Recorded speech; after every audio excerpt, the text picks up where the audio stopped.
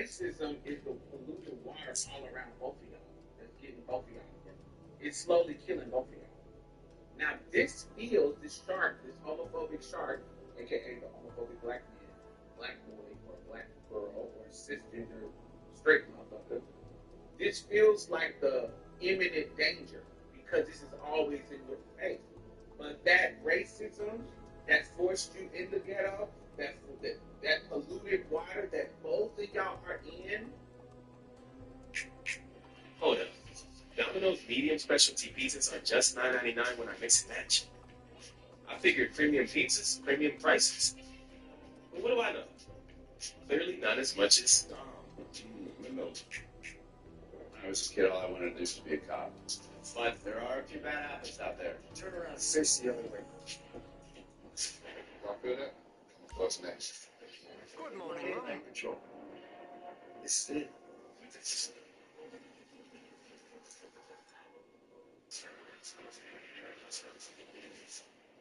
Oh, shit. Oh, shit.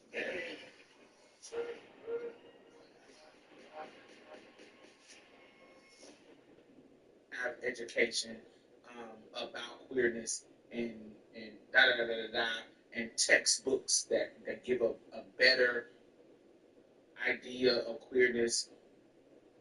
It's because racism, because our Texas didn't fund the school that we're going to.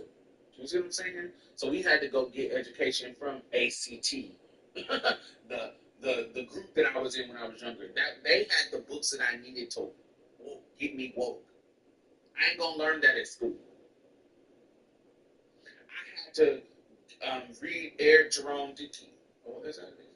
No, not Eric Jerome Dickey. What's his name? What's the author? Okay, author. I had to read Elin Harris and is it Jerome Dickey? What's the K author, y'all? Y'all smart, y'all know.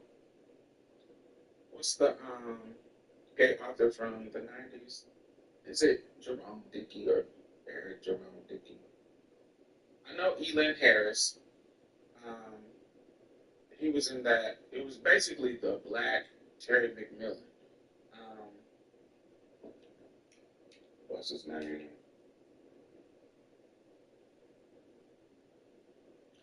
Eric Jerome Dickey. Yes, that's his name.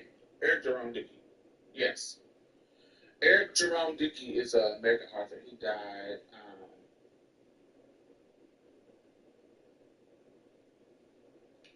know what they're talking about. So one of the popular authors growing up, he died in 2021. Um, Popular authors growing up was Eric Jerome Dickey. He had a lot. He wrote some queer characters. Um, Elin Harris. Think like Sister Soldier, Coldest Winter Ever. Books like that were popular in the black community. There were some books that were popular in the queer community. Elin Harris. I had to read those books to get introduced to like queer culture. Um,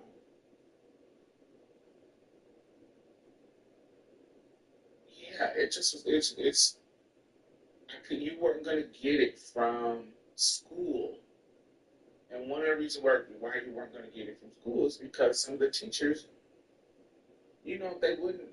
They're not gonna expose you to those things, and some of that is because of the pay gap. Some of that is of our teachers, but the funding of our schools in urban communities, and so that racism that affects that funding, that affects where you live, that affects the school you can go to, that if before, especially before they start doing the magnet programs and shipping you out to different districts from the hood, the school, remember, even that, the racism, especially if like you in the Boston area, there was a whole thing, but this was happening everywhere. Um, the school bus thing where the parents was fucking protesting shipping black students to their school to get a better quality education.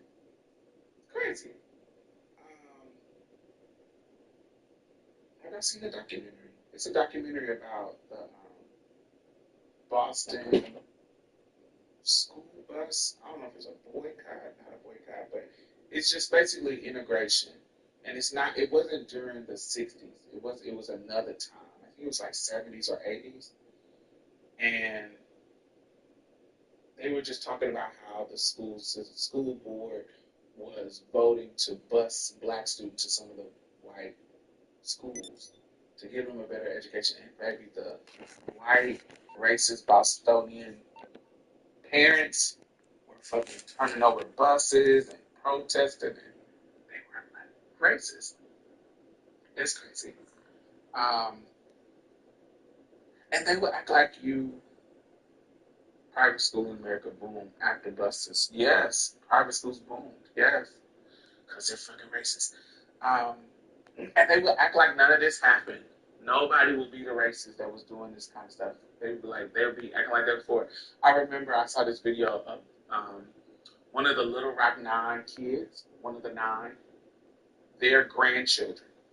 One of their grandchildren, they did a video and was like, yo, they will act like they weren't the ones. She was like, every 10 years during the anniversary, our family is invited to be a part of these kind of anniversary of Little Rock Nine, invited back to Little Rock, and they want us to participate in the anniversary events. And everybody, she was like, everybody will act like they were for it, they weren't against it. All of a sudden, all the races are gone and don't exist. Nobody was against it.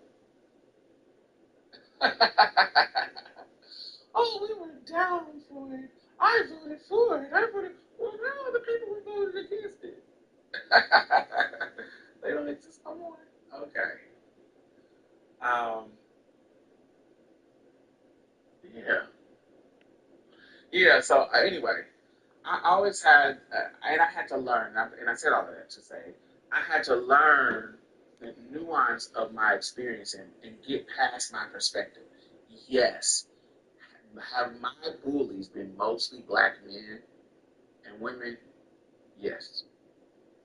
In school, was it mostly black dudes who were calling me gay and faggots? And yes, absolutely.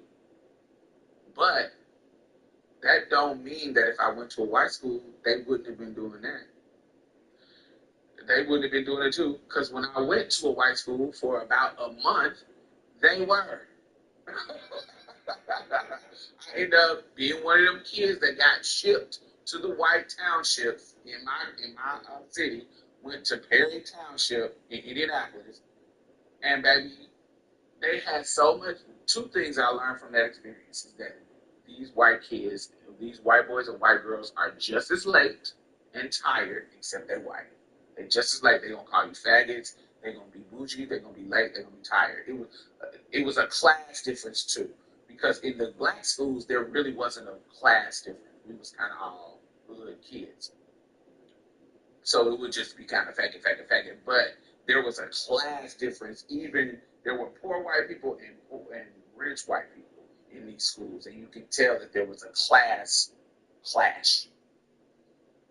And bitch, they had this is the first school that I seen that the cafeteria had fast food. Like they had a Kentucky Fried Chicken and a Pizza Hut in the school. Like at my black school, we didn't have none of that shit. They had a Taco Bell, Kentucky Fried Chicken, and a Pizza Hut.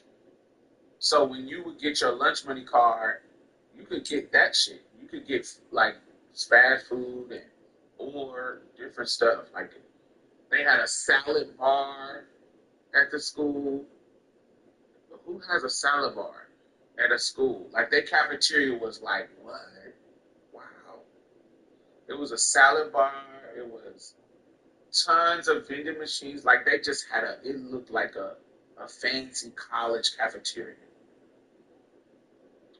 So I learned that, but I also learned that they're gonna call you faggots too. They're gonna be just as homophobic. And yes, I've heard about white people. People love to act like white people can be gay. I've heard white people get kicked out of the house for being gay.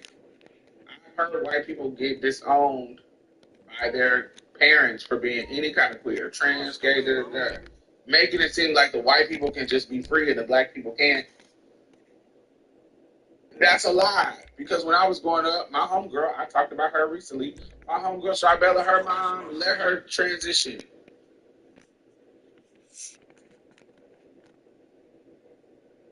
I don't think if my mom was not on drugs, she would have let me transition just freely. But I was in a group home, so I could just transition. But I don't think she would have disowned me.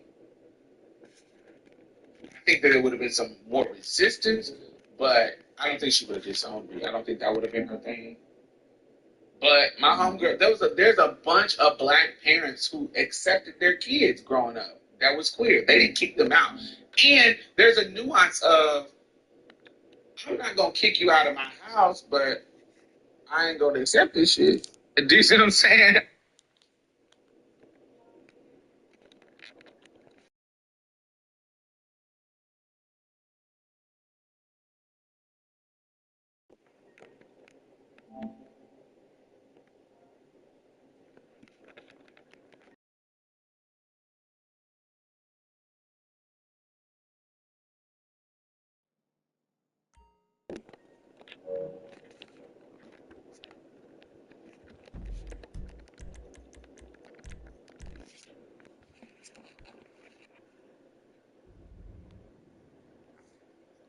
All right, all righty, all righty. Let's see what we got going on. He is policing it. What's his Good morning, name? Mum. Faggot. But there was a class difference. Even it was a salad bar. It was what disowned me. I think there would have been some more resistance, but I don't think she would have disowned me. I don't think that would have You been her have a thing. request, Mum. But my homegirl, there's a bunch of black parents who accepted their kids growing up. That was queer. They didn't kick them out. And there's a nuance of I'm not gonna kick you out of my house, but I ain't gonna accept this shit. Do you see what I'm saying? It was very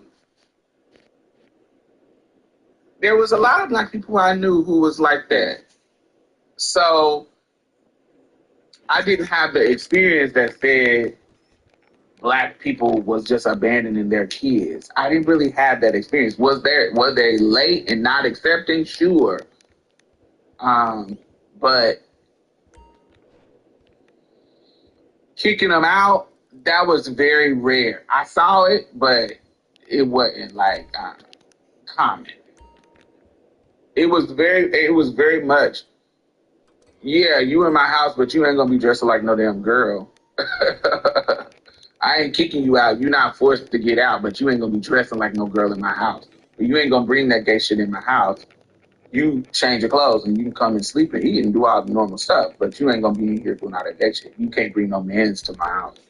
All that kind of. It was more like that, where I saw homeless gay white kids homeless because their parents said, "Oh, you gay, get out. You can't be gay in here at all." Not saying that black people didn't do that. I'm sure there was something, but I didn't really experience that. Make sure y'all thumbs up if y'all watching. I didn't really experience much of a difference in my anecdotal experience. Much of a difference. I've seen some accepting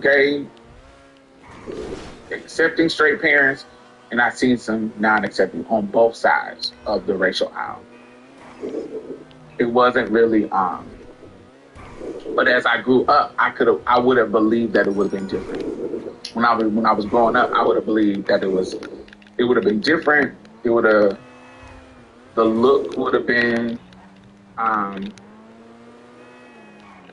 the experience would have been different for white boys because I thought that black people are more homophobic than white people. That's just not true. I'm just engulfed in black culture, so my perspective was black was worse. Because usually when you see queer kids on TV, they're white. So you're like, oh, the white people are free.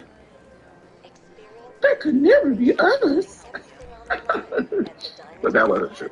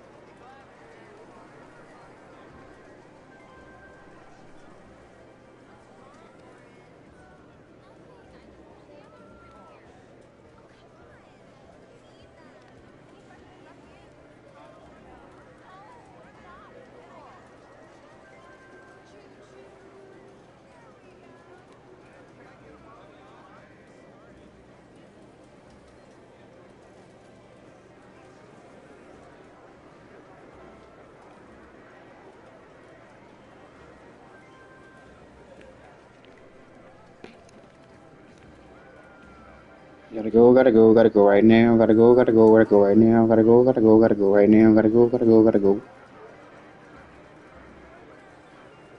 Not really, but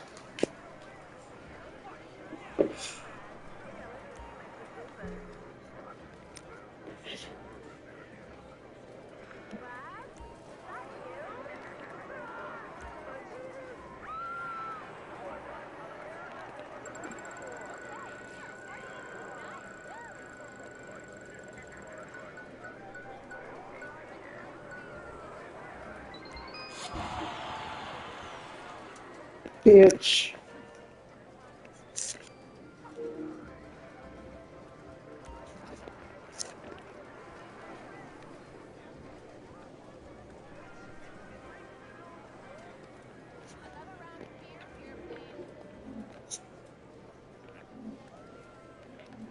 Yes, I'm loading in.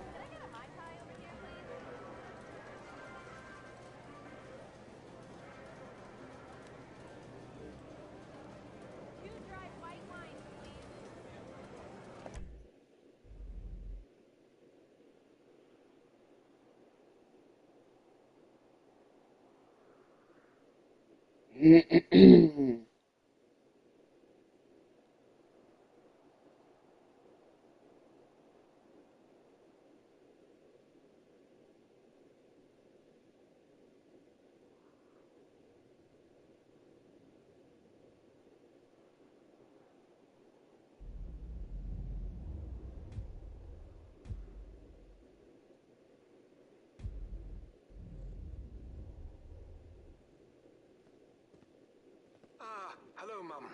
Sleep well? Hello, mom.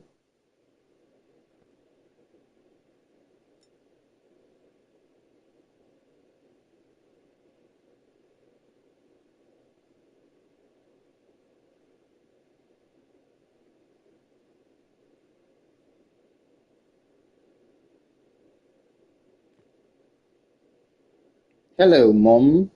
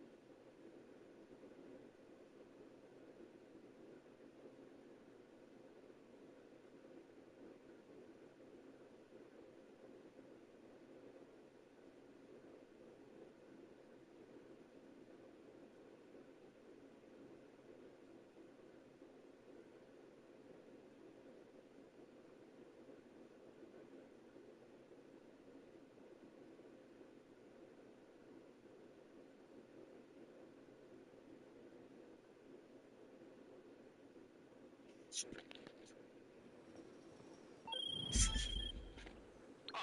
I got the van loaded up and ready for you. Just hit up those locations, draft the weed with the buyer, and bring that crisp, clean cash. Easy.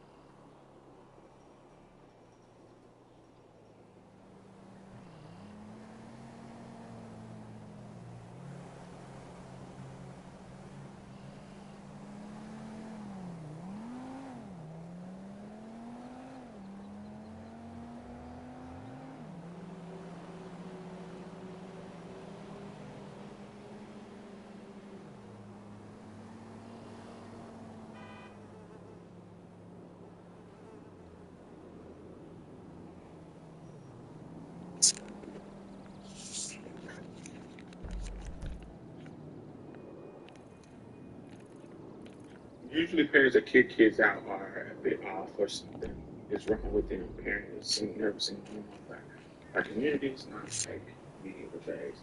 In my anecdotal, I seen only black trans kids, but that was 20 years ago. I think the non-black ones were elsewhere.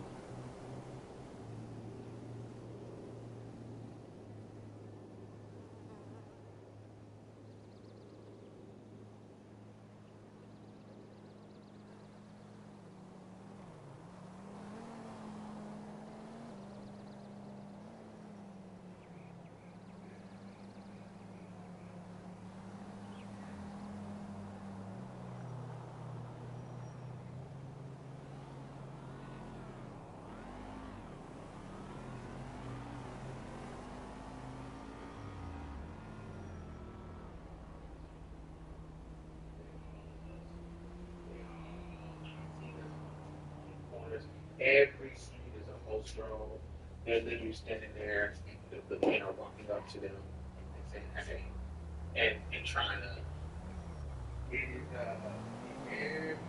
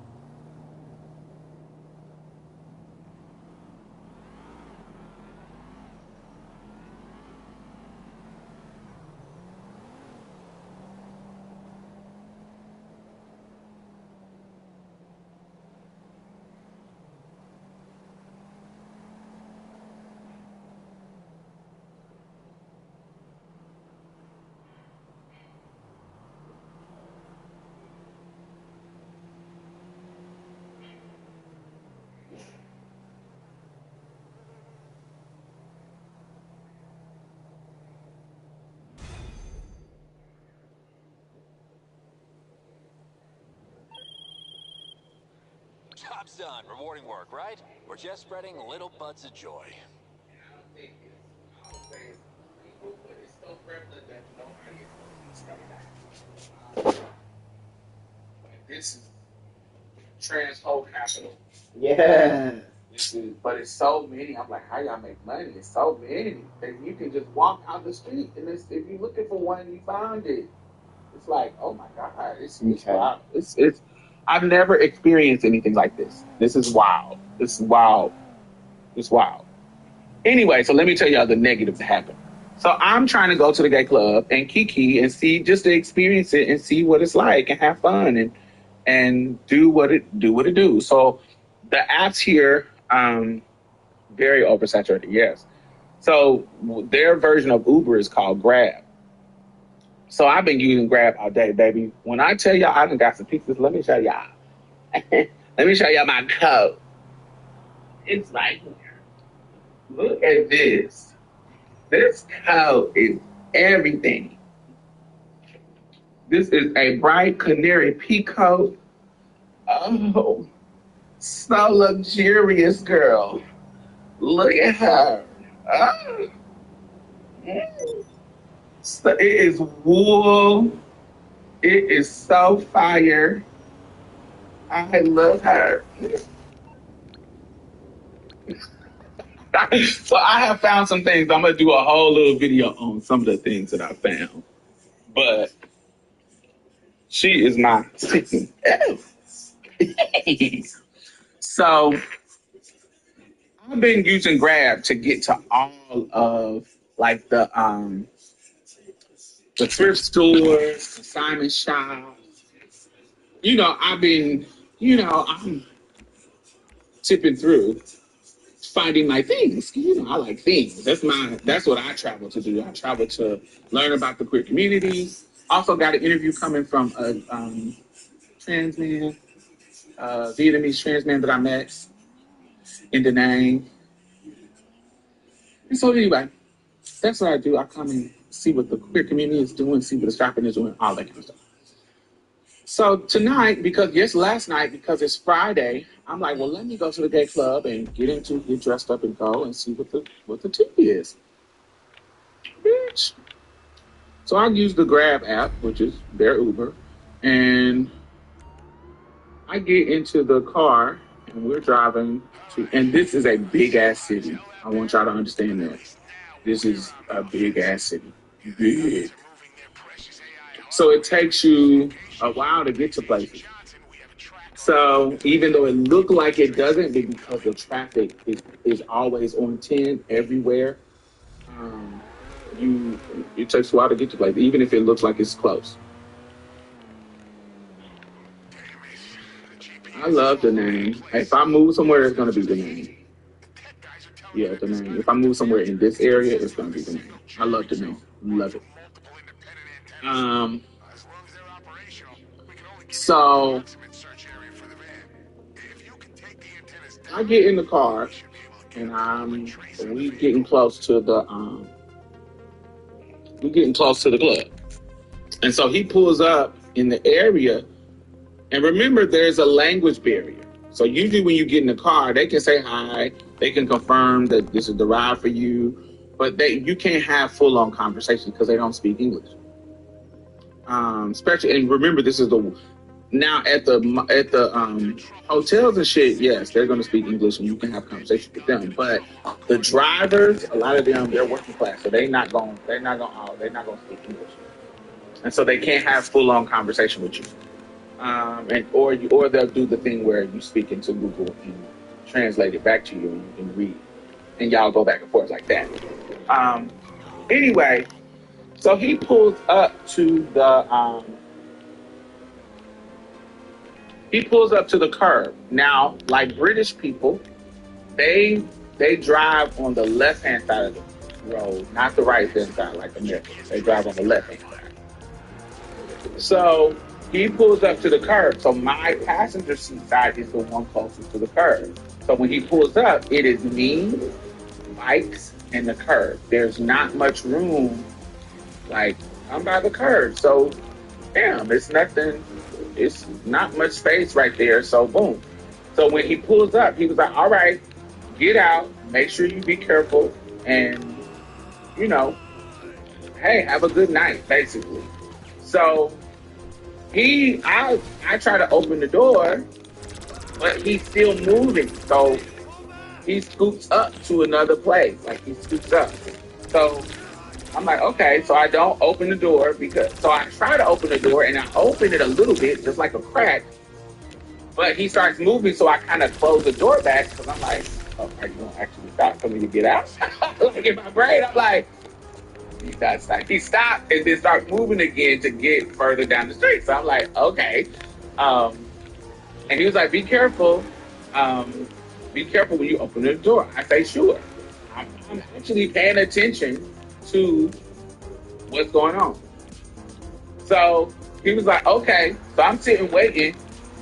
And then he says, okay, you can get out. And I was like, oh, I'm paying attention. I don't see nobody coming. So cool. Because we right by the curb. So I'm not thinking that there's nothing going on that would make me think something is not going to happen. So that's what it is. I opened the door and one of them fucking scooters zooms and runs into the door. Because they got a bunch of them damn scooter things that these motherfuckers ride into.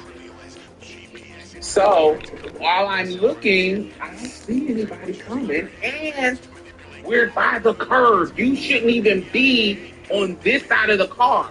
You should be in the street on the right side of the car. We're by the car. You should not be zooming past this side of the car. So she runs into the car and falls down on the street. And so I'm like, I'm still holding the door. And I'm like, are you okay? She's okay. She gets up. The driver gets out of the car and gets up. This guy comes. He's driving in Cambodia, they call them tuk-tuks. They're like a motor car that got like a covered 2-seat thing in the back. So you sit in the back and the motor car drives you. He's driving the motor car, but it's hard to explain. It's like a motor car too that has an attachment, like a carrier attachment. Find a picture so I can show y'all what it looks like. What does a tuk-tuk look like in Cambodia? Yeah, they say it's a motorcycle, but it has like a carrier on it. So yes, this is a tuk-tuk. Jammer down? Good work.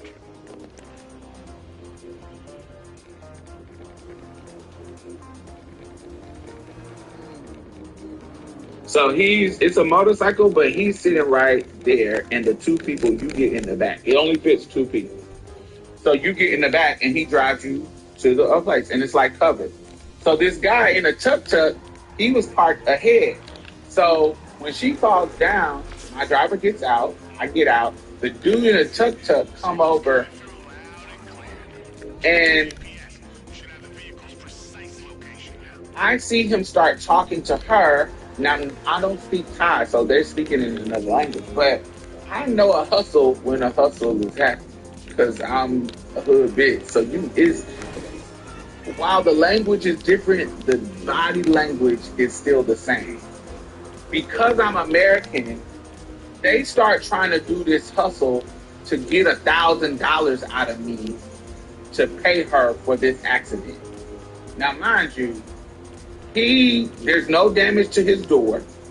There's no damage to her car. She gets up and in her physical body, she says, don't worry about it to the dude and gets up and picks her car up and gets back on her motorcycle, gets back on her motorcycle. But the dude in the tuk-tuk tries to come over, and what I can tell that he's doing without even knowing the language, he's trying to convince her that you're missing out on some money because if you tell her that y'all owe her, she owes y'all some money, she's an American, you can try to get that money out of her. And she initially said, it's okay, don't worry about it, and was gonna get on her car to leave. But then the driver started to get in on the action with the man, and he started rubbing his little door. And I'm like, sweetie, that damage didn't happen from that car. Because she didn't even hit that side of the door. And these are spots that don't have nothing to do with that. I took the picture. Let me tell you.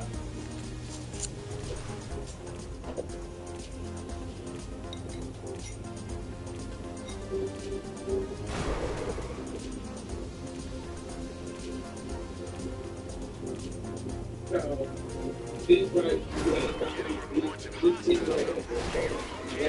there. That wasn't done by her car.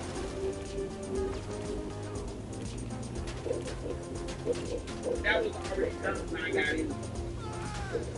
So, and then this is her bicycle standing up. Make sure I got it here. So they thought that I'm stupid. That's what music is.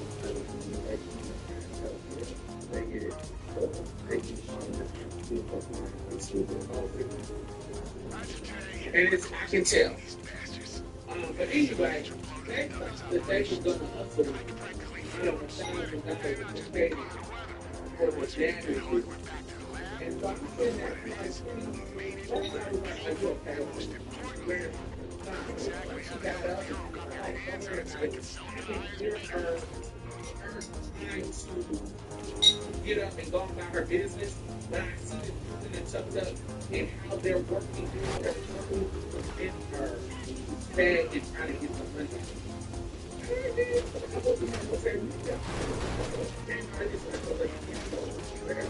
He's like, you're going to have to pay me $1,000. I ain't paying you shit. You got me fucked up. And you told me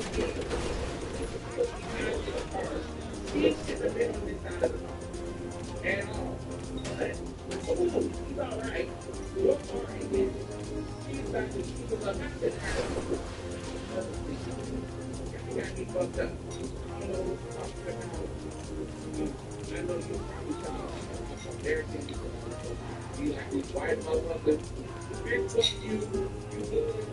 You're good. I'm out of here. And walked out. Now he came over behind me and said, hey, I'm gonna call you for you. I said, do that. I want to do it. Go ahead, do it. But I'm not gonna keep Get the fuck out of here. I'm not giving you no $1,000. I ain't shit. Because ain't nothing damaged. She ain't damaged. And she shouldn't have been on this side of the car. And I looked up the what you call it to see if that was a law in Thailand, see if it was different. It was not. So if you are by the curb, they're not supposed to be on the side of the curb with you. Now you somewhere that's not by the curb and you open the door, it's your responsibility.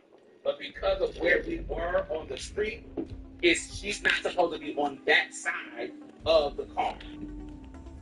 So once I showed them that, nigga, get out of here. I'm not paying for shit. You got me fucked up. That car ain't damaged. I'm up out of here. You got me fucked up. I'm up out of here. That's And I keep walking and going about my business. But now I'm like, now you done ruined my mood because now I got to worry about if you calling the police on me and you doing like I'm like, am I about to get locked up in Thailand for leaving the scene? Like I'm like, damn, now I don't feel comfortable. And I'm not some inconspicuous motherfucker. I'm a tall American with curly red hair all over the place. And I'm fly, you know, looking good, got Louis Vuitton and here. So I'm like, damn, it's not like I'm in Flynn. So the motherfuckers trying to find me, they can find me. So I found me another ride back to my hotel. Now I woke up, I was thinking about it at night. I was like, damn, somebody gonna come knock on my door. Is somebody gonna come, please don't come knock on my door. What's gonna happen? So that's what I was thinking about yesterday. Today. Like, the police trying to get in trouble for this dumb shit. But I woke up. I went to sleep and I woke up and nobody has come and knocked on the door. But it pissed me off because I didn't get to go to the club. He ruined my whole fucking mood by thinking about what if I'm in the club and the police run into the club and it was so low. But I felt like he was trying to hustle me. And I was like, wrong bitch. So baby, call the police. Go ahead, call them. And then y'all find me. If I have to deal with it, I have to deal with it. But yeah. But that happened last night, so I didn't get to go to the gay club. But I went, and when I walked through the little street that I was on, it was nothing but the lady boy hoes out there. It was wild. I'm like, how do y'all make it? I want y'all to imagine a storefront. I want y'all to imagine. This is how, I don't know how it works. I don't know how to make money. But imagine a storefront. Think, if you're from New York, you would get this reference. Think Lenox Avenue. I think that's Harlem, right? Think Lenox Avenue with all them stores and shops. Y'all know what I'm talking about in New York? With all them stores and shops. It looks just like that. With all them stores with shops. Down Lenox Avenue. But think of them having rows of chairs, like a cookout, rows of chairs in front of the store, and every chair is a whole city in the same clothes, like they're uniform, and they're hoes, and they're just sitting waiting for somebody to drive up and pick one. Now I want you. That's how one store is. Like think about like 16 bitches sitting in like not lawn chairs. They call that a rickshaw in India. Okay, yeah. I don't know what a rickshaw is. Let me see what that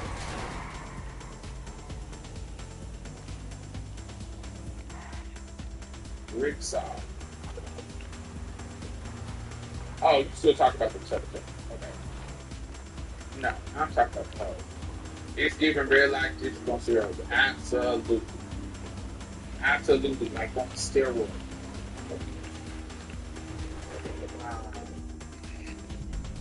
But That'll be one storefront, but think about that happening 20 times down one street. Like every set of girls got different uniforms on. Some of them have on all white, some of them have all red, some of them have on all pink, some of them have all black. If you work for this whole house, this is where your uniform is. But then you got some that they have their own clothes, or they don't have a uniform. They're sitting in the same type of style, but they have different clothes on. But then you have some girls who don't have a storefront and they just standing there, just looking for clients because people are walking through, driving through, blah blah blah blah. I'm about to take a picture. Let's see if I can see. So my hotel.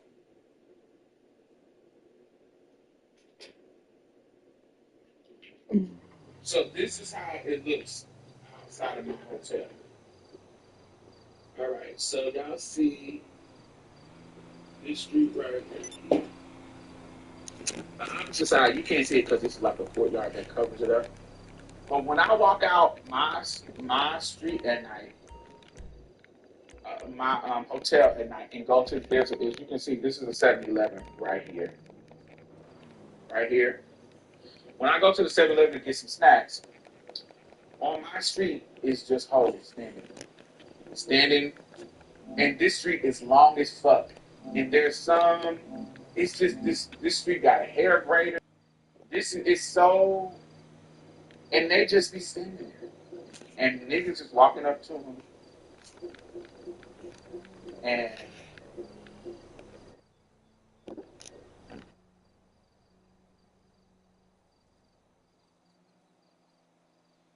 that would mean it's not a paradise. Like if all they can do is sex work, then that's kind of annoying.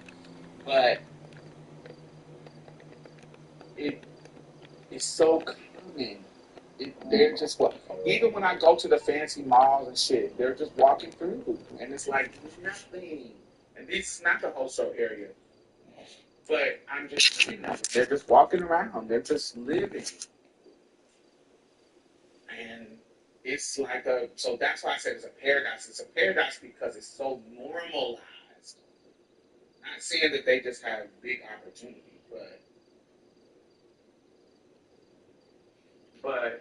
it's so normalized that it's like, wow.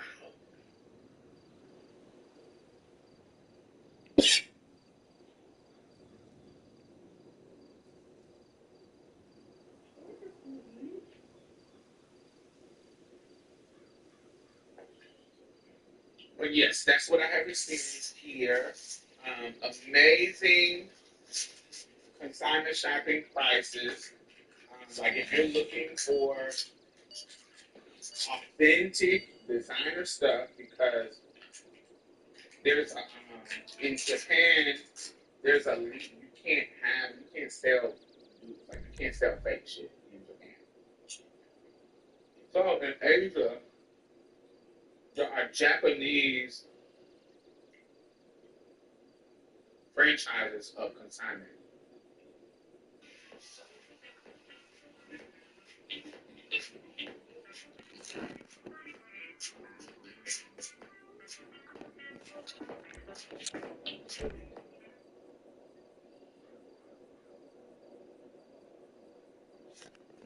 I'm trying my best.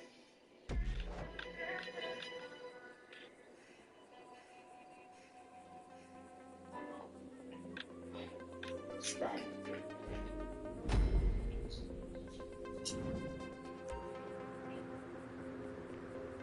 And so it's like 7% off.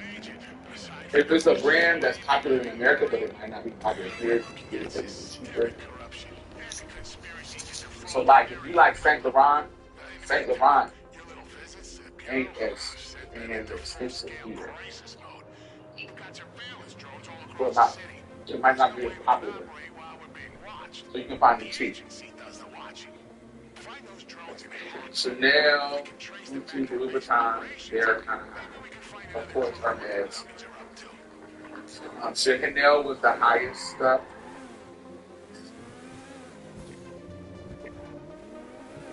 Well, let me do another.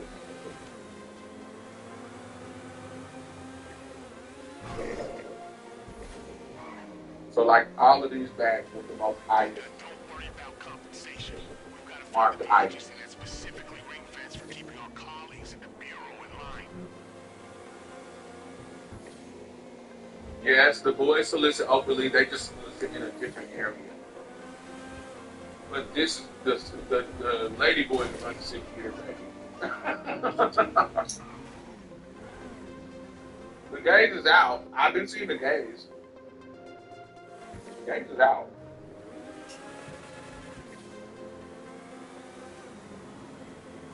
Well, this is my last day here.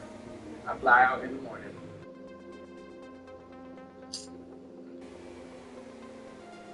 I'm going back to Da Nang. And then I'm going home on the 13th. I fly home on the 13th. So I go back to Da Nang.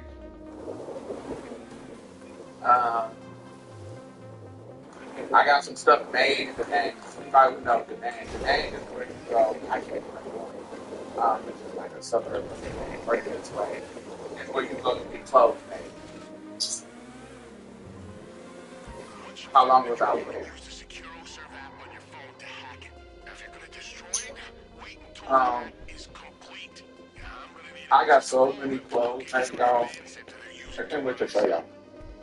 But so cheap. And they make it exactly how you want. Whatever you want made. Like imagine something. Imagine that you can go to somewhere and get whatever you want made. And they adjust it to your body and make it. So I wanted a couple of basics. Like I wanted some basic pants, some basic.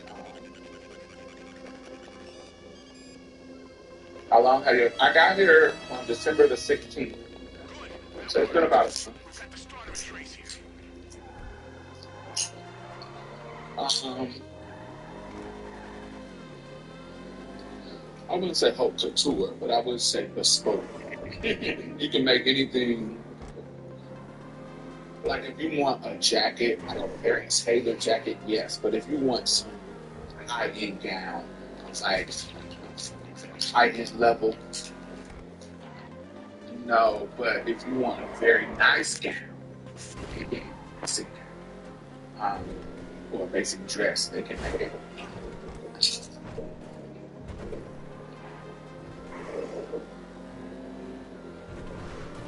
So stuff like, if you want a gown that looks like this is at the store. I'm gonna do a really specific video about it. So like coats, any kind of, and you can get the details how you want, the buttons how you want, like any detail. It's custom of anything.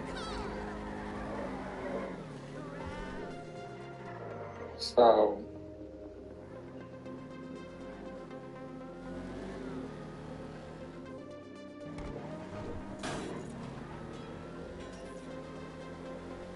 shoes, I got these shoes made. Ooh. I wanted some black and white Oxfords, so I got these shoes made. Leather, fire.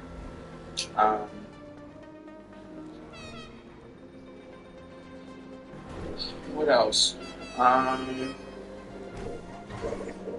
I wanted a, do you bring an empty luggage for your travels? I buy one here.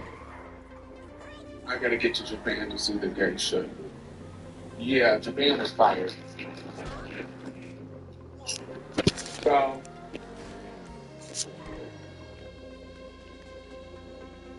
I'm gonna do a whole thing about the clothes, because that has to be separate.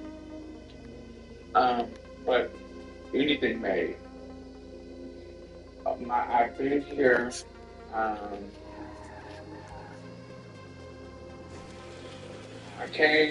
went to Tokyo first, Hanoi second,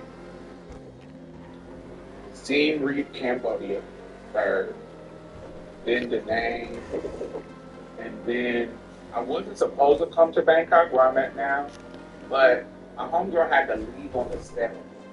And so I was like, why don't I just go to Bangkok with her when she leaves? Just while I'm here. Because once you get here, the flights to other places is super cheap.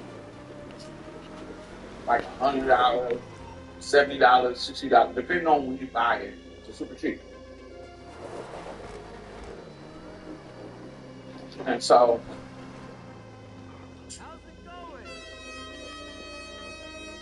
I said, while I'm out here now, I got enough time. Let me go ahead and go for a couple of days to Bangkok because I hate to Bangkok. So I went to flew to Bangkok and then I come back to the name. And I'm gonna stay till the 13th, 11, 12, 13. So this, and I'm going back to the name because the stuff that I got made, I need to go try on and make the adjustments. And they usually make the adjustments within the day. But yeah, it is fire. Um, I'm also while I'm in the name, I'm looking at an apartment because I love the fact that I feel fire.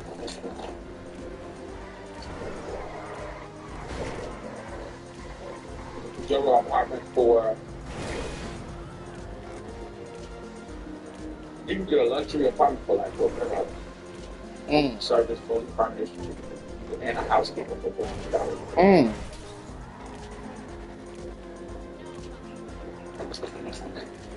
So I'm going to look.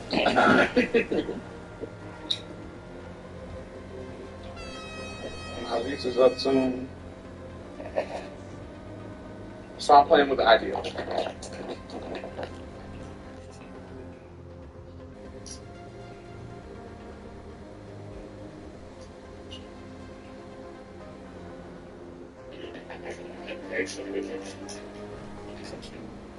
yeah, I'm good.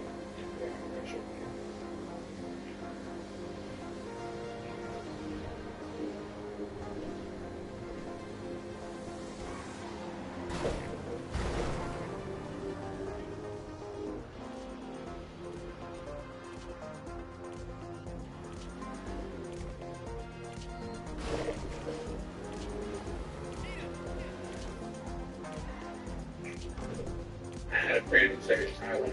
I went to $2,000 stay. Fabulous house. That was $2,000. Yeah, the cost of living here is great. Take some advice from somebody who spent a lot of his professional life dealing with these stuffed shirts. Be prepared.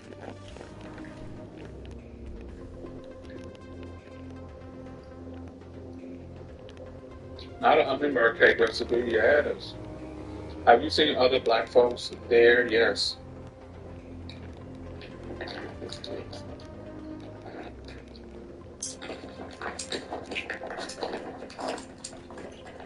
It's good in Thailand. It costs everywhere. The cost of living is love. You're gonna find the problem is you have remote income. That's the problem. If you have remote income, there should be you should move. Now if you don't, that's the problem. It's like where you gonna work if you can't speak the language. You can be an English teacher, but that's hard to get in because everybody wants to be an English teacher. That's expat. But if you got a remote job, you should not be living in America. I'm sorry.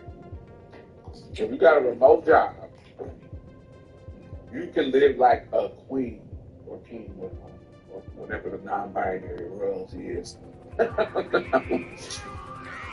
You can.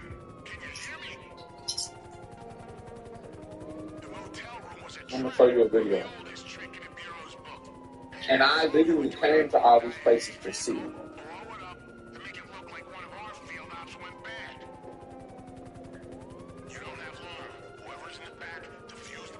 I literally came to all of these places so that I could see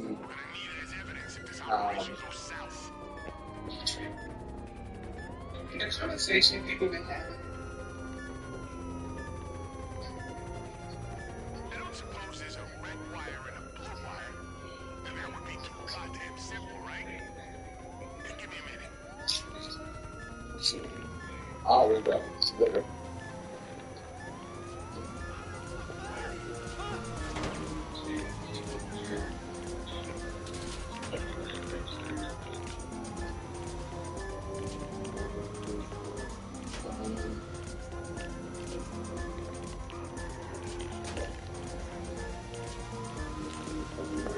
Scissors. Okay, here. All right. Y'all paying attention?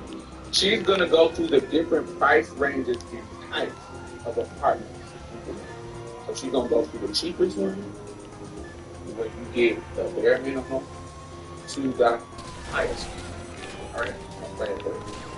But she moved to the next one. So I'll take that. Usually there are some properties that are even cheaper than that. Not that much cheaper, but cheaper, and then way more expensive than the most expensive one that I'm showing you. Alright, so if you come out here and you just need a place to stay, $1 $152 a month. This is good for you to come in here, save a bunch of money, get acclimated, start hustling and creating your own businesses, and start getting your money up because you don't have a bunch of bills to pay. Use this particular apartment. This is a great starter apartment if you just want to like be outside all the time and not even be in your apartment all the time. This is a perfect apartment not to waste money on. Like you just have a lot of free money. This one is a little bit more expensive. You got the marbling on the wall, you got your little balcony, the washer, kitchen area. It's a great little starter spot.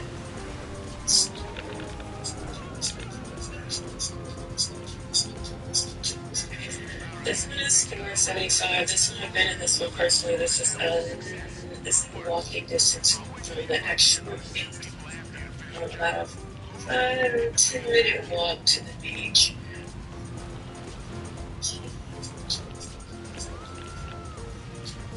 Tonight. So this is for you if you want to be a little more on the shit. So you get $8 a month. If you have a budget. But it's very nice.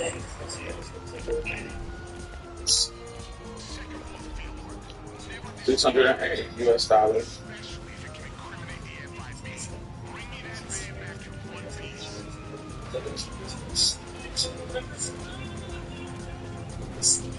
And again, for my goofy people on the budget, really nice upscale apartments like back home for. There is no application. They don't have a concept of credit. They don't have anything.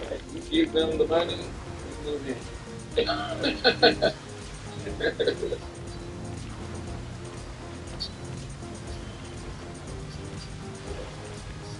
$837.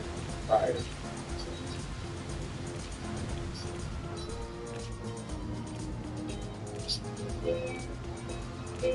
Let's get into the houses. Maybe 14, 45. Take a look at it if you have a nice size family, multiple bedrooms, 3, 4, 5 bedrooms. These houses are going to be for you, and they can range in price. They can be cheaper or more expensive than that.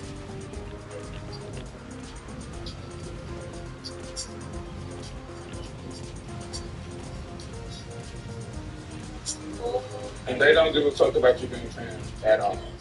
But most of them are Googles. This is a villa for $180. Yeah.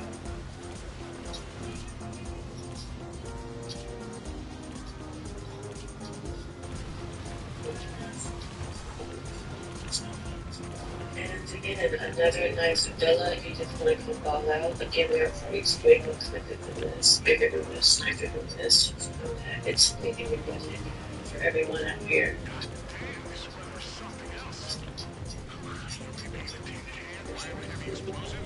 I saw a white refrigerator at the filter. But I don't give a fuck about that. I don't care if it's white or not. If it get cold, it can be brown, like this. With this amount of rent, this is cheaper than they got pools and shit in your house, private pools.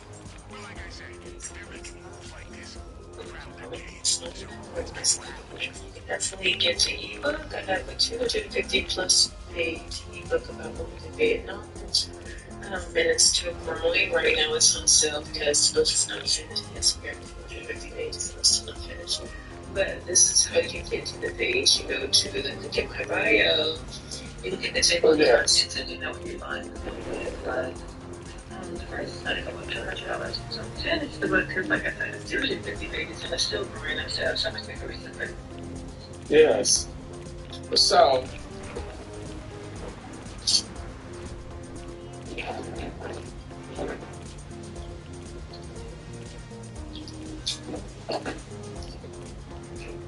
I'm going home and I have a thinking to do.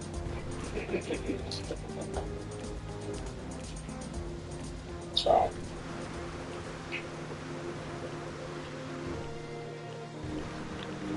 I haven't decided. I haven't fully committed yet. But out of all the places I've been, Penang is my favorite. If you've been to Waikiki, like in Hawaii, Waikiki, that's what it reminds you of because it's a beach town. Cambodia is super cheap. Cambodia is cheap. You can get luxury like that for 250 in Cambodia. But Cambodia is a touristy town. It is a rural place, so it's really small and rural. This was my trying out. This month was my trying out to see if I can fuck with any of these places. And I all places to name just the month. Do I want to leave Texas? No. But I can make my money stretch. I don't like the state of transness in the United States. Why is everything I over don't like fucking that the heating? FBI is making us is making lists about trans people being terrorists just for being trans, about spreading gender ideology. Um, I feel like it's going to get worse before it gets better, and I want to be gone before it gets worse. Idealistically, do I want to? No, I love Texas. Texas has been my home for almost next year. 2007 will be. 2027 will be 20 years. I love Texas. I love the community, but I think we are. This is not me exaggerating. This is not me being over paranoid. But I told y'all a long time ago to watch that movie, that documentary on Netflix called El Dorado about the queer Berlin before Nazi Germany started doing what they were doing. It was a queer mecca. They were in advancement. Trans women were walking around with legally recognized identifications saying, this is a trans person, they're going through their transition, leave them alone, don't arrest them. Like literally they were advancing. And because of Nazi, everything totally switched. They started sending them to gas chambers. They started locking them up for no reason. Yes, it's called El Dorado. That's the name of the club that was in Berkeley. It is on Netflix. And so either I did a review on it or I talked about it. So I think that we are in that time. And any time you talk to, most of them are dead now. But anytime, any interviews you see of Nazi survivors and Holocaust survivors interview, they will say, I wish that we had left before it got bad, but we just didn't think it was going to get bad. Even though we had the signs, but we didn't know that these were the signs. I don't want to be that. I don't want to be a person saying, ooh, I wish I knew what I knew. Just because I'm ignoring the signs. Does it make sense? And so, now people are like, well, why don't you move to California? Why don't you move to New York? Because the cost of living there is too fucking high. The cost of living In New York and California, while it's blue states, it's too fucking high. Now, New Mexico, that doesn't have a super high cost of living, and they're a blue state too. But if I'm gonna visit, don't like to move. If I'm going to move, why don't I just go experience the world? And if it don't work out, I can move with my brother in Ohio. But at least I can go try and shoot. Johnson is our principal undercover asset in the Duggan organization. Her disappearance is a major threat to our investigation. That's my mindset about it. It's like, She keeps a garage across town. Let's start there.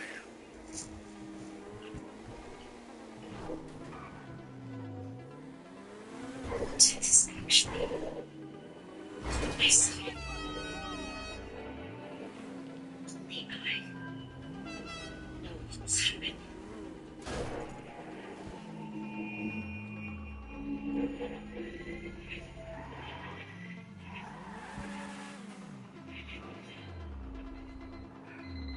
It's just like a video game.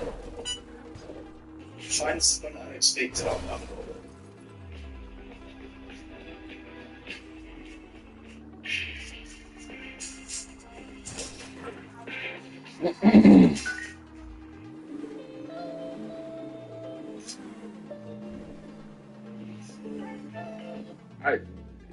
y'all, even if you have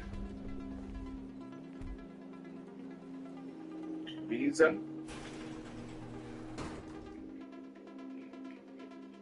and then you have to leave and come back. Are you there? Have a look around. Anything that might tell us what happened to her. You have to leave the country. So, like, you can go to Thailand for an hour and come back. Let me show you. You just got to cross the border, apply for another visa. They're super easy, and come back. Look. Baby, come with me to Cambodia so I don't get kicked out of Vietnam. Today's mission, a visa run. A visa run is when you leave the country to get an exit stamp and then immediately re-enter the country. I left Ho Chi Minh at 6:15. To Cambodia by 8:30. Did my e-visa for $35. Waited, walked her through the border, and was back in the city by 3:30 p.m. Same day, no stress. Total cost, $140 USD. I use Stella Visa. This is my second time with them, and they're a homing visa partner. So if you want a referral, comment Visa, and I'll send it to you. Some people turn Visa runs into full-on trips, but this time I was on a crunch, so quick and efficient was the move. Follow me for more real-life Vietnam. So yeah, you can turn it into a trip. You can just go to Bangkok for a weekend. You just need to cross the border, go out, get your new visa for the next 90 days, and come back. And you have to do that every 90 days. Super, super easy.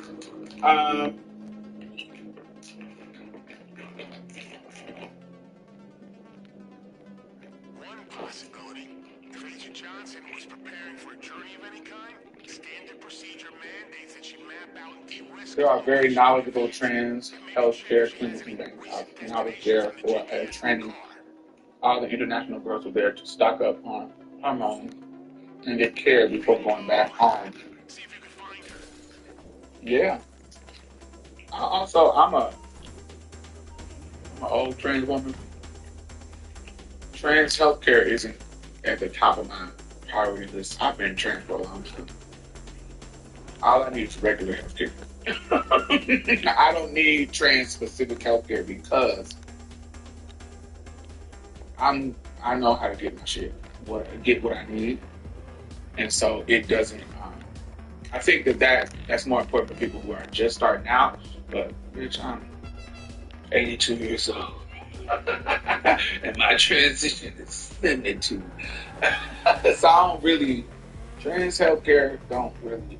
That's not the priority. Priority to me is how far I can't be. I need some space. I can't be in the super space. How can I be I be in an apartment that is have amenities that are like for amount of money that is, that I can make stretch, that's within my budget. And is there some niggas, but the niggas said, I know in an Asian country it's not a majority, but where is this? Do I see? And I saw a bunch of black people, and I didn't see a lot of black people. Can't go there. Couple, tons here in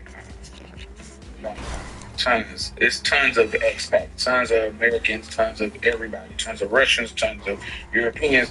There's tons of motherfuckers in Bangkok. This is a city. So Tokyo and Bangkok are New York in a different font when it comes to types of city. Like, it is just a big ass city. You like it?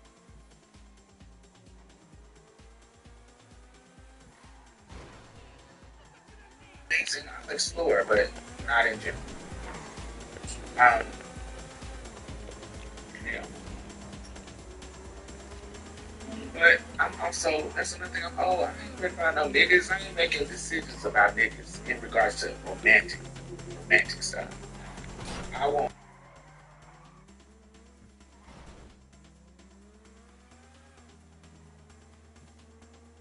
Break a shot. This ain't the place for me. Bangkok got one. The name got one. You see what I'm saying? You gotta have enough black people to where there's some things that I have that I need there. Cambodia didn't have no kind of black hair care. They didn't even have conditioner. Like, they all their fucking in they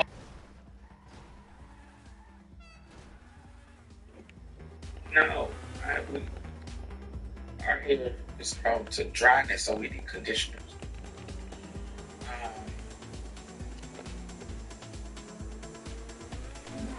My business is online. So I'm gonna do what I need. I'm gonna talk about trans shit. I'm gonna talk about whatever episode I'm gonna still talk about issues going on in America because I'm American and I'm gonna be paying attention and stuff like that. But I'm going to be doing, I'm going to be exploring my interests. Of course, me being a country, I'm going to run into people that are interested. And if they speak English, baby, we're going to be talking to them. This is kind of this yeah. They have rating shots. That's impressive. Yeah, Bangkok got a bunch of them. It's going down the street. There's a lot of Africans and black people here. Like African black and American black. This is like multicultural. This is like New York in a South Asian font. That's it. Streetwise, culture-wise, it is a city, man. I'm gonna show y'all again. For people who was here. It is a city.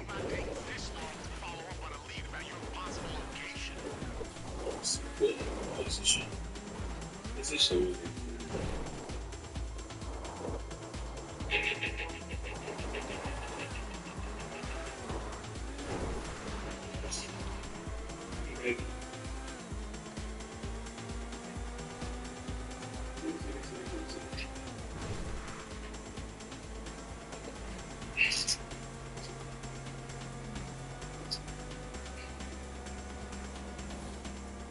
Yeah, it is a city.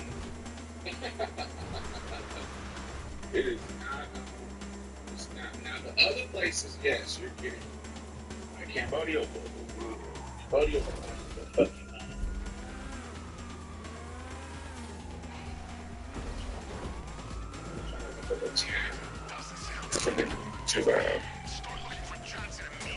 Cambodia reminded me of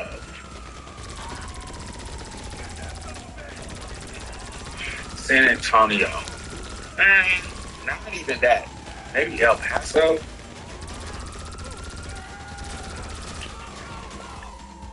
Tulum. If you ever been to Tulum, Mexico, that's exactly what Cambodia is. Tulum, Mexico.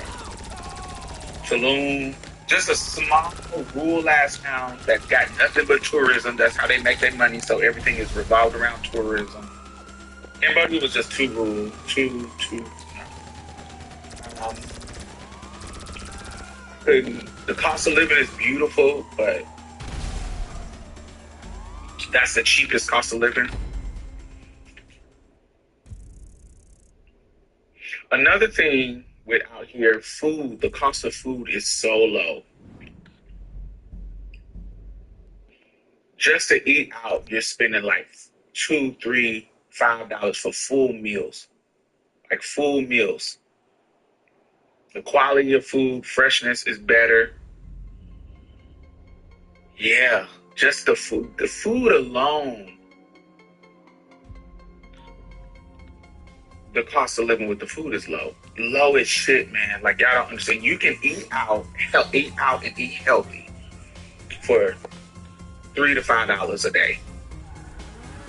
If that. And they give you a lot of food. Like I rarely have just finished a plate here. They give you a lot of food for cheap, and it's fresh. They usually they're growing the shit in on the facility, especially if it's like vegetables and shit. Then you can see the garden in the back of the shop. Talk about like hotel food, but like going to the restaurant, like walking up the street and going to mom and pop shit. That shit is so cheap. $1, $2, $3. I think I spent more than $5 or $6 any meal from like the shops. So you caught just, and these are like nice restaurants. So even if you want to eat out all the time, you still gonna be loved. But then when you go to the grocery store, I went to this grocery store thinking that I was about to spend, $20, $30. Maybe she said, let me see how much. I didn't have enough shit in my basket, y'all. So you know how they got a limit of amount of you gotta spend on a credit card? Their limit was $200 of their money, which is $6.36 in our money. So the limit is $200 in money. So I had my basket full of shit, y'all, and I thought that I was over the limit, and I still was not over the limit. And we're talking about $6.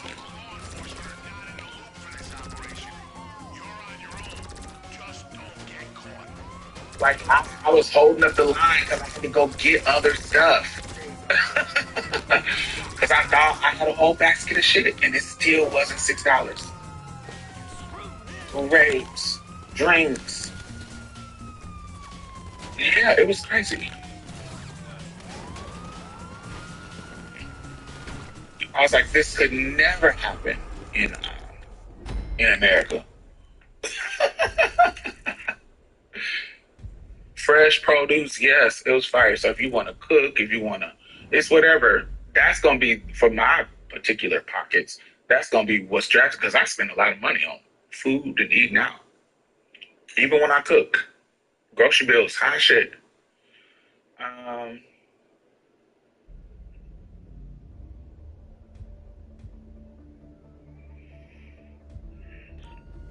yeah, yeah. This is where This is where my mindset is right now. Just like, oh my god, like you could stretch your money so far, and you ain't got no kids. You ain't got no kids. You ain't got nothing locking you down.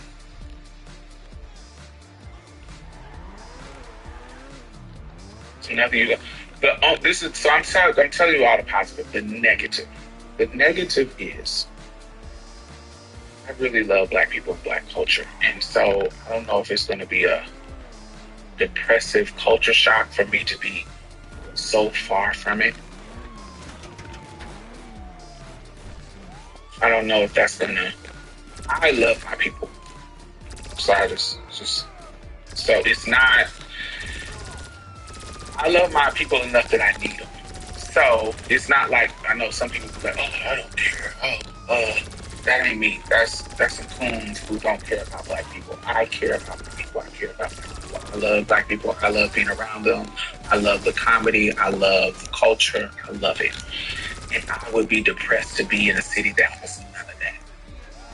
So that I don't know, and you can't know how that's gonna affect you until you're in it. You see what I'm saying? Like you can say, "Oh, it's our community." Da, da, da, da, da. You don't know until you're actually in the situation how that's gonna affect you. Um, and particularly black queer community, not just black, but black too, but black queer specifically. So I love going to balls. I love going to pageant balls. I love that balls exist that I can go to if I want to. I love going to pageants. I love going to the gay club. I love going to queer specific events, black queer specific events. That's a part of my self care. That's a part of who I am as a person. And I love it. I love the culture of black queer people. And not having that, even if I'm saving money, I don't know if I'm going to feel depressed about it or if I'm going to be happy. I don't know. Like I said, I did see some black people in the places that I would choose, like Da Nang, Bangkok. I went on a date yesterday with a black boy from America. He's from America. He's from Florida, but he was over here. This was his first out of the country trip, and so we went on a date and we had a good ass fucking time.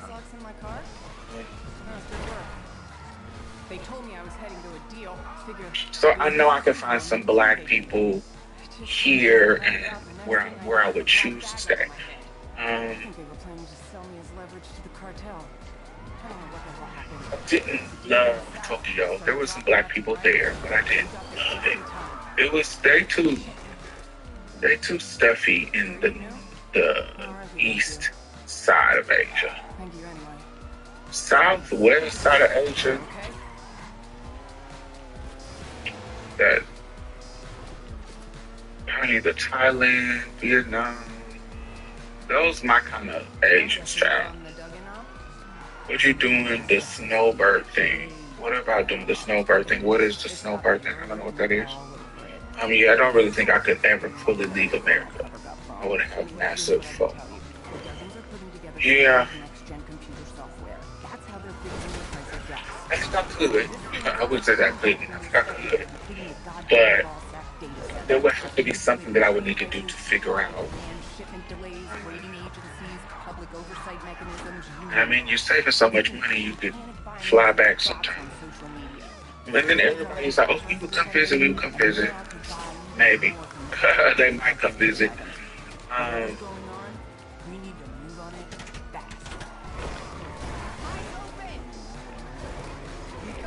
But really, other than that, I can't think of no other negative.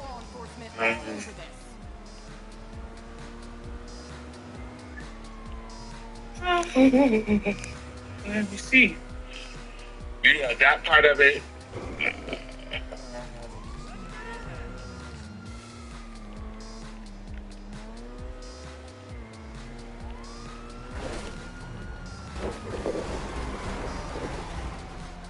Yeah.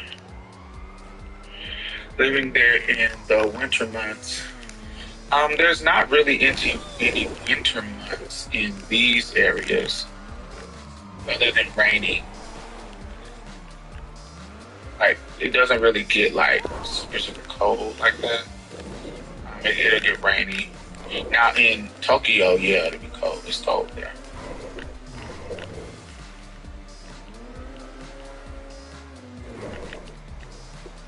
Yeah, I don't know. That's the sad part that I don't know how I feel about that. That's the bad part. But other than that, the money will be fire. The food is fire.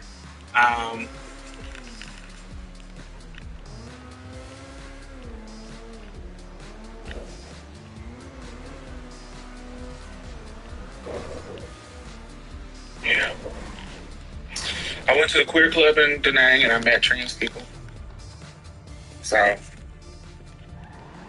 I called my brother. I called my brother when I was in. Debrief's gonna have to wait. When I first got here, and I was telling him Thanks. that Again. my Hopefully my desire info fills in some of the blanks. I'm sure you'll get a copy of the mission report. the battle, Now, having successfully undertaken field the work desire with was to temperatures of over 100 degrees, I'm giving you a direct order to take a shower before your next report for duty. But for that I today, was getting the that most was some fine back. work, Major. And so we talked through it. We just brainstormed and talked about everything. Thanks. And I'm really just overthinking.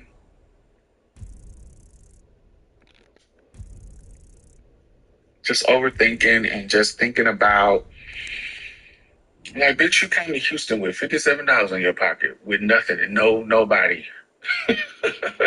And you made a world of it. You made it. Like you made it do what it do, baby. You would do that somewhere else. Just because it's in you. It's in you to survive. But I'm also older now. I'm also,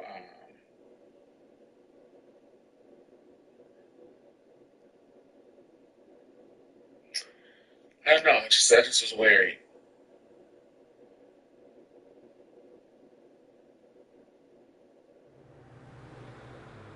The bookmark of the Eldorado film, just curious if it's extremely heavy feeling. Yeah, it's about the Nazis. I mean, it's about the Nazis desecrating the queer community in Berlin. Yes, it's heavy.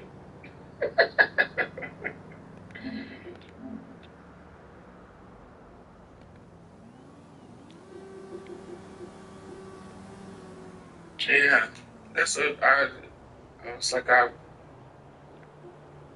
you'll figure it out. You'll figure it out. I am spiritual. I'm not.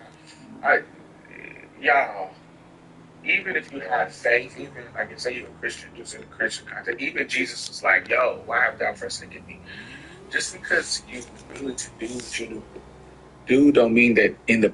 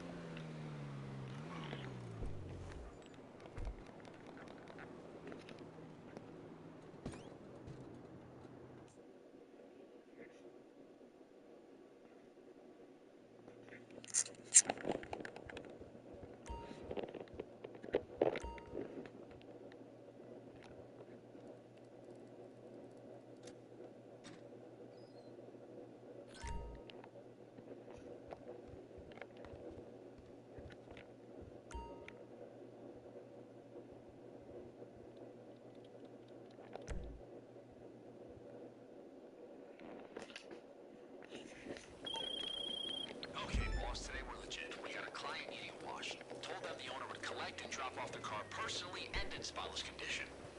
I just love hearing him smile, you know?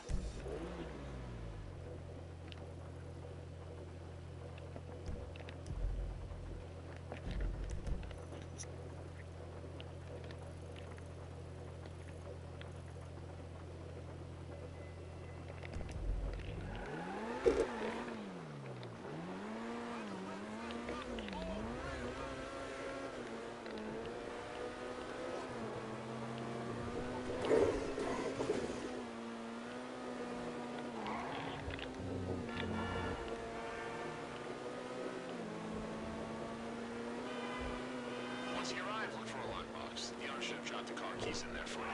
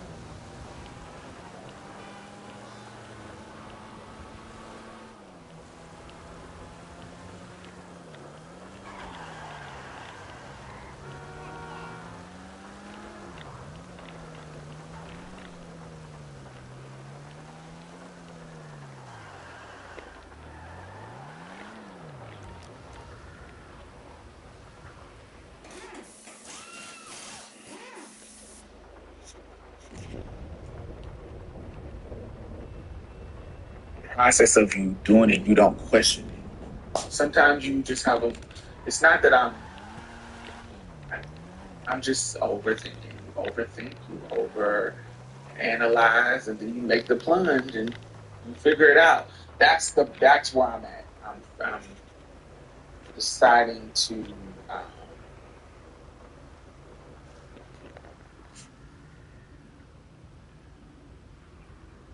just thinking about it. That's what it is. 'Cause I'm just overthinking about it. But I am spiritual. I know my answers are that absolutely. Um, I know I'll figure it out. I'll make it work. That's what that's what I do. It's just and yeah, I want to live very free. And the beautiful thing about living in Asia is, other than Cambodia, I have not been in any place where I felt unsafe. Yes, go. I know, job. I know what you do. Thank you. I appreciate that. Um,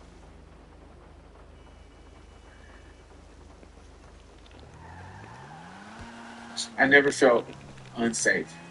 I felt unsafe in um, Cambodia. Not unsafe. It, it just was. It was ripe for the hustling. Like just because of the poverty that was around, you can tell that what increases crime is social economic stuff, and that's anywhere. And so, if the poverty is really, really deep, the crime is right around the corner. So you can tell in Cambodia that the poverty is really, really like right by you. So, honey, if they get a chance to steal your cars, they're stealing it. If they get a chance to get you, they're getting you. You can see it, you can feel it, you can see it in the hustle, you can see it in what's going on. So, but yeah, I did never, ever, ever feel unsafe in Tokyo. In Da Nang, never felt unsafe.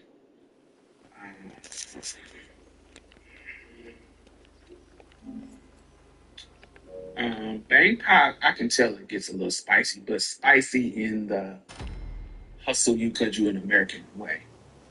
Even before last night.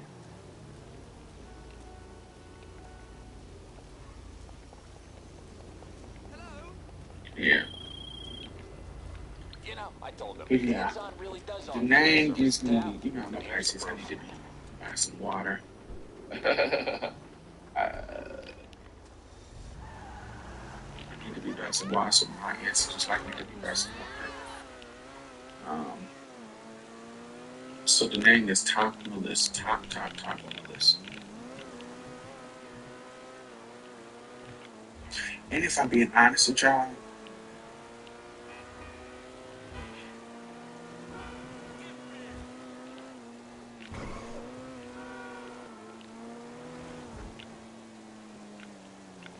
I'm tired of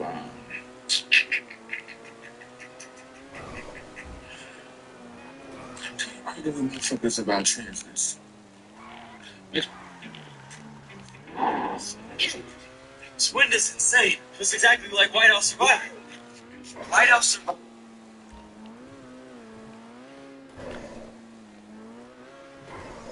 it goes back to what I said at the beginning of this.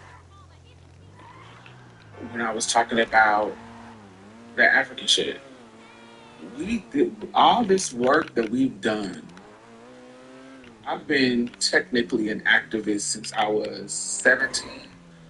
All this work that we've done to move you motherfuckers more forward in education about transness specifically. Transness,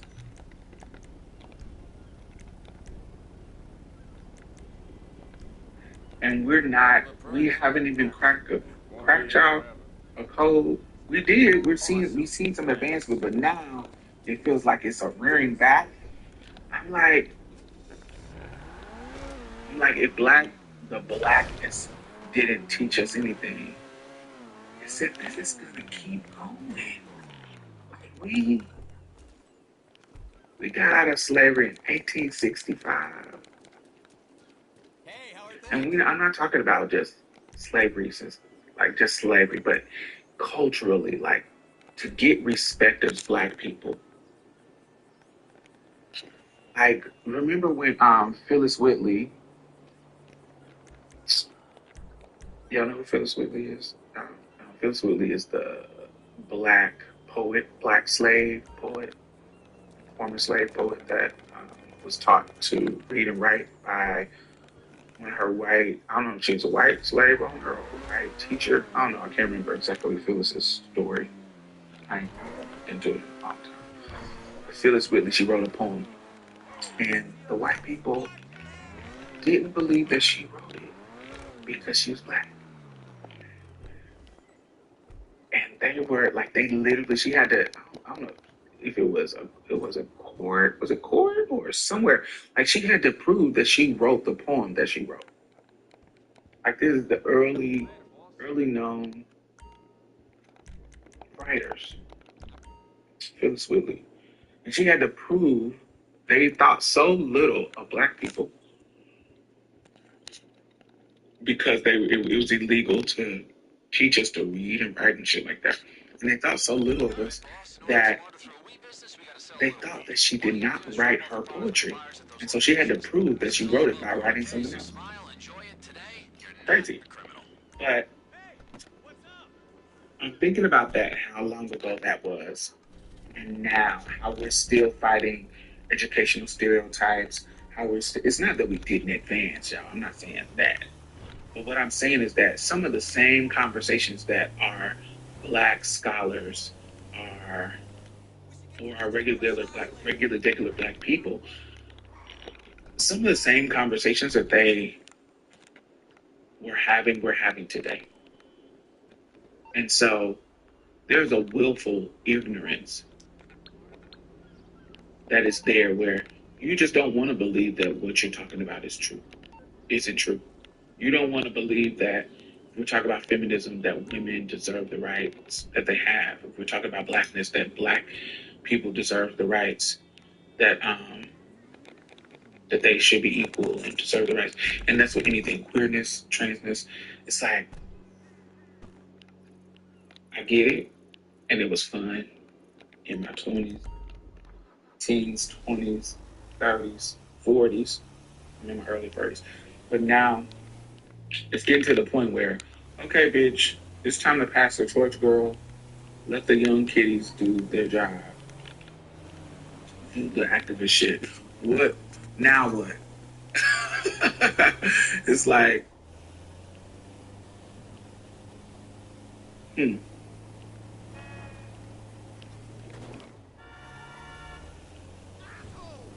It's like, girl, pass the torch, and what's next? What's next? So I'm tired of having, and what's making it really annoying, not just the battle, like the political battle, but it's some trans people that are getting on my fucking nerves. I can't express it enough. There are some trans people that are reverting back to the 90s in a way that is in their talking points, and I'm tired of arguing with trans people.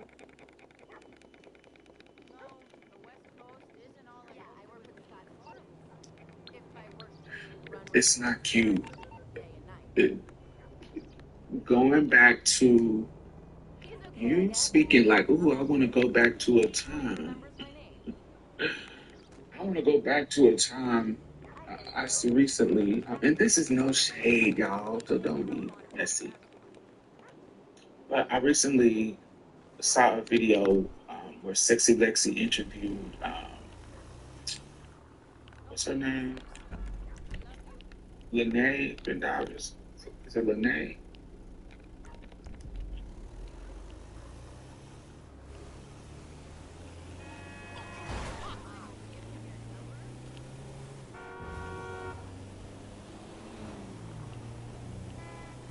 No, it's not. It's not like that. It's not Book of Queers. That was written by a very up-tempo white gay male who I love.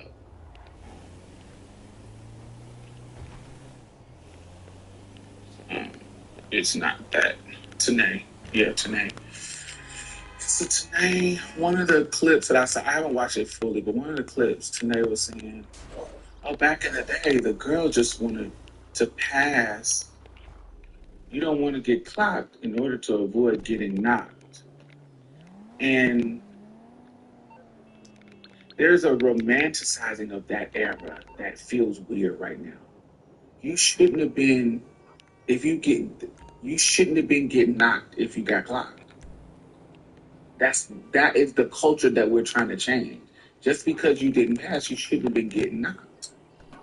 And so romanticizing the idea that, oh, the girls in my day wanted to pass and just blend. That wasn't because that was for safety.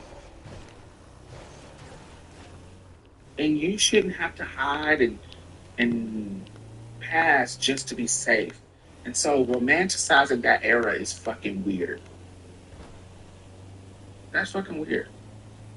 It's not. I'm not saying that that's what they were doing. I understand you just sharing your experience, but I'm seeing it a lot nowadays with girls from, and I'm from that era, so I'm not seeing it like I don't know what I'm talking about, but romanticizing that era would be like when the black old people say, back in my day, black people used to dress up to go to the airport and they wanted to look nice and they wasn't running around in sweat track suits to go to the airport. Now we're not talking about sagging. We're talking about people complaining about people wearing comfortable clothes to the airport. Back in my day, people dressed up going to the airport. Black people loved to present themselves with a respectable image. I miss those days. Okay. And what did that get you?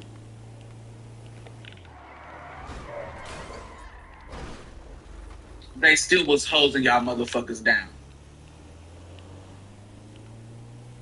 They still was sicking the dogs on you. You motherfuckers wearing slacks and blazers, and they was sicking the dogs on you and spraying you with hoses.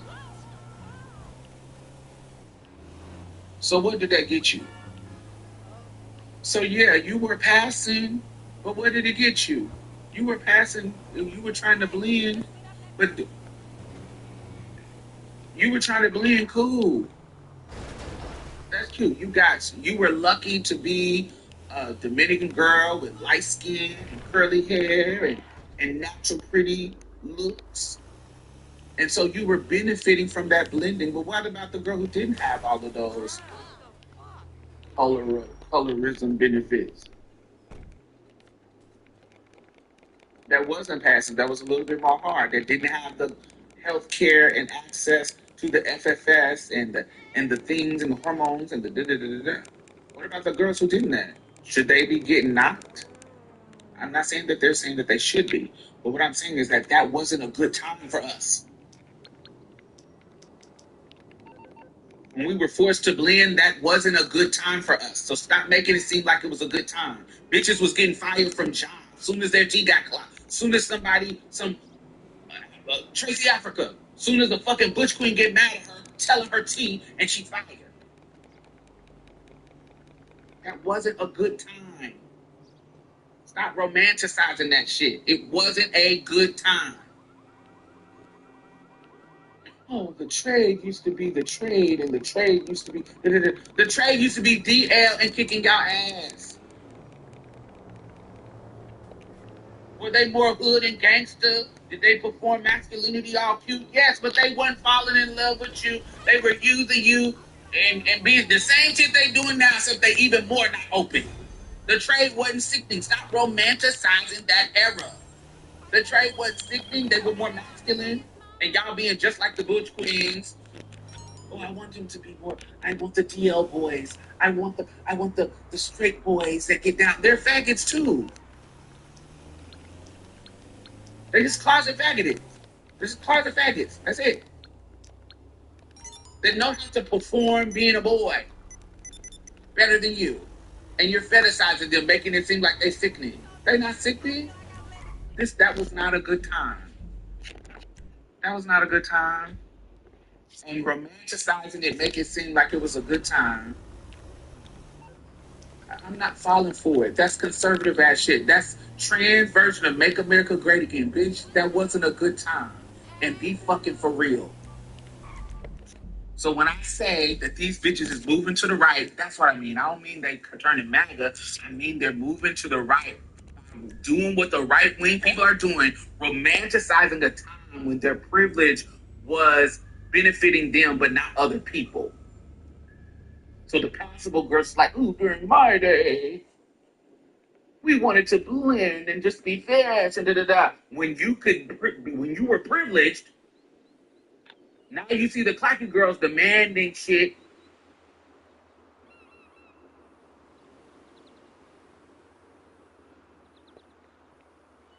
Back in my day, bitch, fuck out of here. It wasn't great. It wasn't good. You're romanticizing the time that the conditions were harsh. They were exploiting you. And because you were privileged enough to blend, you saw it as good. Just like the white people. When I was privileged enough to not be affected by this bullshit, not be called out for my racism, they want to go back to when America was great for them. When I didn't have to be held accountable for racism. You want to go back to a time when you could be better than the Bricky girls and not get access to privileges. When you were the girl that got all the love and the attention because you were pretty and passable. You want to go back to that time. Basically. You want to romanticize that time. You want to tell the girls, you got to put more effort in because you want to continue to benefit from the effort that you put in. You don't want the girls who just live in life to get the same privileges as you. Because you put so much effort, you want to be rewarded for that effort.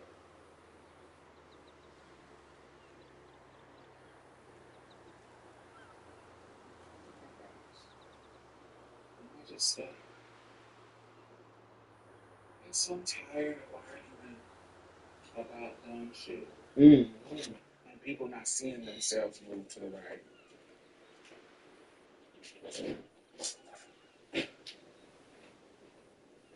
It's trans pick me energy for sense approval. Absolutely it is. Absolutely. And you're not seeing it. I'm tired of arguing about that shit. Fuck you.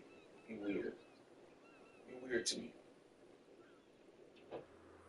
For romantics, you're not weird. You're weird for romanticizing that era like white people do. Oh, or like men do. I remember when men used to be men and women used to be women. They would cook and clean. That was not good for women. Being house slaves. That was not good for them. That's why they fought against it. To have bank accounts, to be able to divorce, to leave abusive marriages. It wasn't good for them. It was good for you. That's why you missed those back in the day. Because they were forced to stay with y'all stupid ass. Stop romanticizing the 50s and the 60s. Our grandmothers used to cook dinners on Sundays every day. A home cooked meal for the man. And when that nigga died, she didn't get remarried. She used that pension. You see, old women, they don't fucking want to be married again. They took that house and living in peace without a fucking man to carry out. No.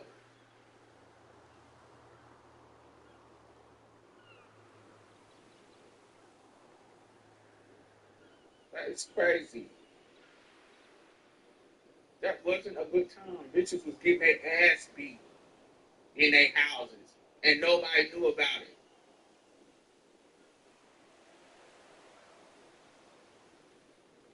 And they couldn't leave. Police would tell them, come with being a woman. Their mamas would tell them that shit.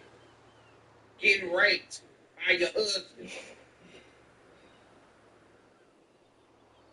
And wasn't no legal recourse for you to do anything. You couldn't leave because he coverage laws made him have all the control over the money. So you stuck. Stupid.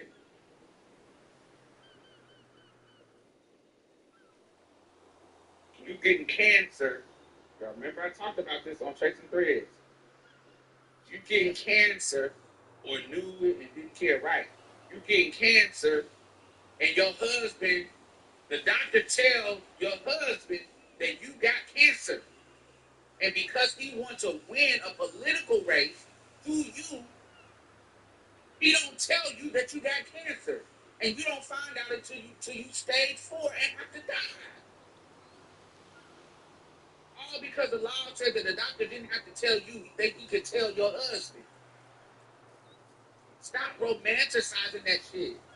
That was not a good time for us. For women.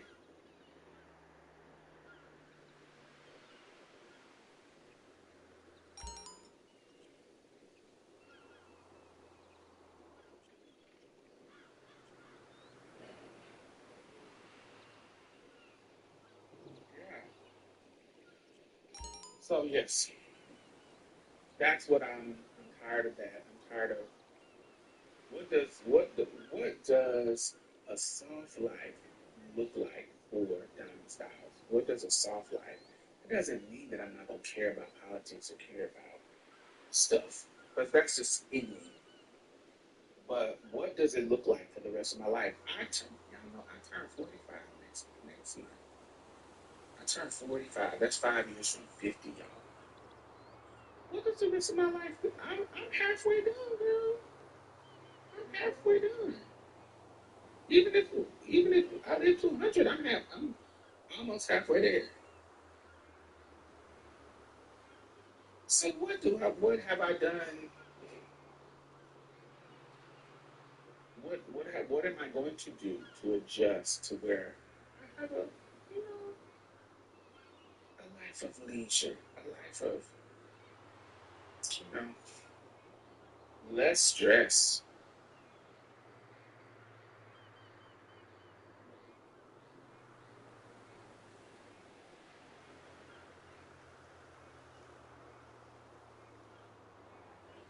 And I have adjusted that. My whole youth, taking care of my mama's responsibility.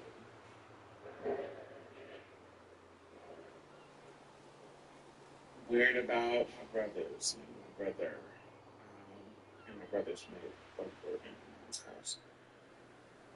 I didn't really get a chance to be a kid and be free. Like when people with responsible parents, quote unquote, they spend their teens and their 20s really out here exploring the world. In these travels, I have been seeing young people in their 20s just living. Just living. I was like, I didn't get to do that in my 20s. Now, in my 30s, I was establishing stuff. Now, in my this 5 years, it's 40s.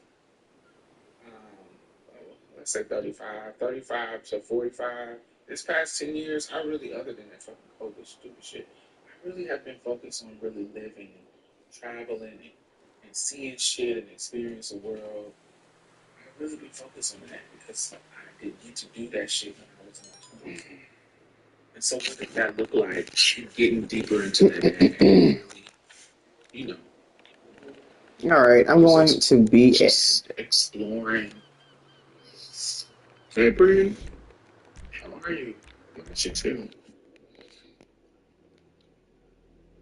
Yeah, what does that look like? Getting deeper into that bag where, you know, where your identity is not at the center of your life, but your joy is. Your identity is just you being, but your joy and your interest and exploration is at the center of your life.